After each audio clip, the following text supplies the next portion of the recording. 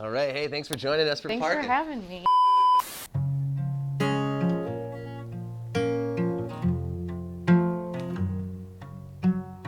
I'm excited to have you because anytime we can have somebody we met at the open mic on this Parkin series, I'm super grateful. Yeah, I love Park Theater. It's been a huge part in my development as an artist, so I'm super grateful to be here. Oh, that's so kind of you to say. Well, yeah, that gets me even more excited to talk to you a little bit more about what you've been up to since the last time we saw you at the open mic. You know, you've been doing a lot. It's been busy. Yeah, it's been busy. But before we get into all of that, I want to talk just immediately about the song. So, Talking to Myself. Talking to Myself. That is the newest song I've written. It is not released yet. But this, I feel like I wanted this to kind of be my premiere sort of for the song. So Sure.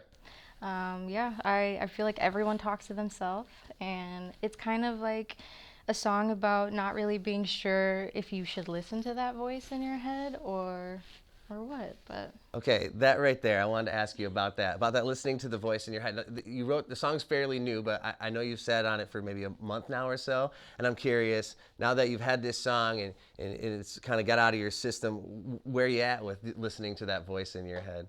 And what does that really even mean? I think almost for me, in my perspective, when I'm talking to myself in my head, sometimes I'm kind of like praying to the version of God that I, pray to. And Okay. sometimes you talk to it expecting to have a clear sign back on what you should do and Sure. where you should go with certain decisions in your life. And sometimes you don't hear anything back, and it's like, well, what's even up there? Like, who am I talking to? Am I just talking to myself, or is anybody listening? And so that's kind of what sparked the song. So I like to talk about the opening lyrics to a song because I feel like that really sets the tone of what you were feeling. That really, in my head, when I start writing a song, those opening lines, that's the statement right there. 100%. It's right from the heart, right? So you say, we all need someone to love, someone to hold, so they say anyway. That seems a little dismissive at that part right there. Is that we don't need someone to hold? That's what we're led to believe. Sure. And I feel like a lot, as humans, you chase love, and sometimes it's for the better and sometimes it's not, but you learn a lesson either way. Okay, all right. And you're saying, I'll take my chances with you. Is that, again, speaking to the voice in your head? Yep, it's kind of like, it's like I said, like that God that you come up with in your head. And so that's who I am going to continue to try to, love and follow and do my best to be a good human. So is this meaning you're willing to go out on a limb, take those chances that maybe? So because what I'm curious about with the song, it seems a little conflicting. It seems kind of like you're trying to, almost like a pep talk to yourself. Like this song sounds like self therapy. It is. All of my songs are Right? it's always what I'm going through in that moment. And I actually had started writing this song in LA, a little, just parts of it, the chorus mostly, because when I was on The Voice and I was feeling all different kinds of emotions, I was feeling super nervous, and in my head I'm praying, or sometimes it feels like I'm just talking to myself. And that's, I think, the difference is because when you're praying, sometimes you feel like you're getting a clear sign back, and then when you don't, that's when it feels like I'm just talking to myself. Nobody's really up there listening. So it makes sense to me that you're saying you wrote this starting in LA, kind of in that whole experience of the voice, which you were on. We haven't even talked about Not that yet. yet. But so I'm curious, you say, let's get right into that though, because you have this line in the song that says, you can't back out once you're in the line. You started writing this in LA. I'm curious, is this song about the pressure and maybe, Oh, yeah. You're saying, are you trying to pep yourself up for being in that moment? Yeah, and I'm a kind of person where I need to tell myself if I'm gonna do something, I need to stick with it, and I can't back out. And because I have a habit of sometimes getting scared of things, and then I just want to be like, never mind, cancel this. I can't do it. And it's just kind of me telling myself, you can't do that anymore. You've made the decision, go for it. And in the end, it does feel like, though, you're saying, I'm on a good path. This is something worth taking the risk on. Oh, absolutely. I feel like, everything's worth the risk. Sometimes you lose and sometimes you win, but you're still learning a lesson, and I think that is a win in itself. Well, let's talk about the fun stuff a little bit about being on The Voice. Tell me about the audition a little bit, if you could. What was that experience like? You got Reba there, you got Niall there, of course.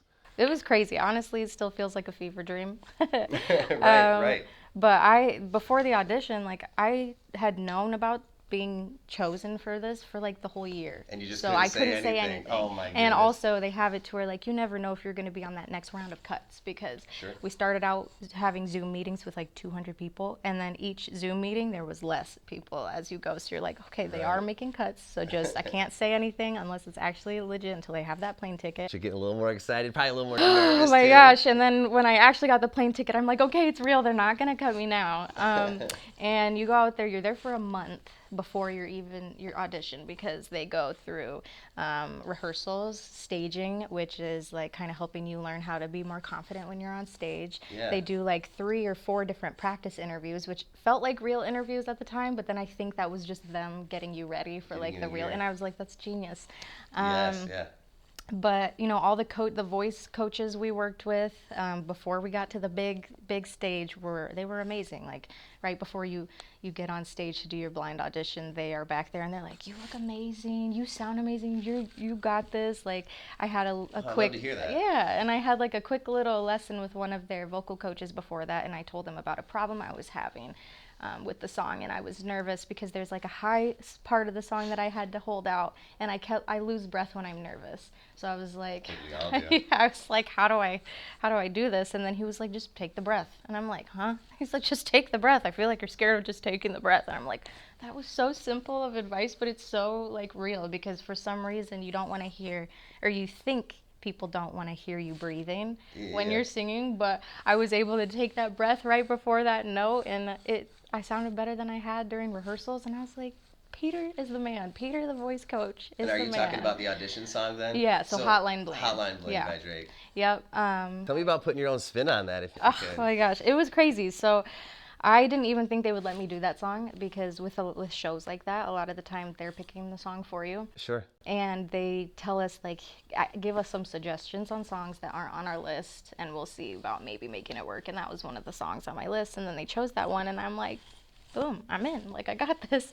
And you know, you work with their big, massive band, which is like the craziest group of musicians I've ever even, like, they told me to just start playing it the way I play it, and then they'll add their own little spin. And everything they added, I was like, oh my gosh, this is perfect. Like, really? Oh, that had to be so empowering. It was so cool. And you know, the main guy of the band told me, like, this is the best band you're ever gonna play with in your life until you get to a certain point. And at first I was like, but then I played and I was like, okay, all right, okay, they aren't lying. Like, no, but they were super cool. And just knowing, like, having the confidence that your band is going to play well makes you do better. Oh, for sure, yeah. Like, I don't have anything to worry about. Strong foundation. And within, like, I think it was within 20 seconds maybe of me playing, and Niall hit his button and turned around. Yeah. And oh, so fast. And like so 5 fast. seconds after John Legend turned, I was like, I got a chair turn. And then in my head, I'm like, first I'm like, it's cool because they're not even looking at me. And then I'm like, I'm calm. And then they turn around and I'm like, they're looking at me. Stay calm. Don't look at them. Just keep playing. You're almost done. And that was it was like your body goes into autopilot. Like, you're thinking all of these things, but somehow your body's still singing for you. Right. And I was cool with that. I was like, okay, I'm good. Like, I can relax. I got a chair turn. It feels like one of those moments you're almost watching it happen from above. Our body experience, yes, 100%. And they told us before we went on there, they said, try to take everything in. Try to be as present as you can, because they said it's going to feel like you just got on stage and all of a sudden you're back in the parking lot. They're going to be like, it's going to feel like that. And I just thought that was crazy, but that is so accurate. Like, everything happens so fast, from me even talking to all the coaches, which apparently took like 15, 20 minutes. Didn't feel like that at all. And then next thing I know, they're taking me back to go change out of my wardrobe. And I'm like, I really did it. I really did the dang thing that I've been trying to do for 10 years. Yeah.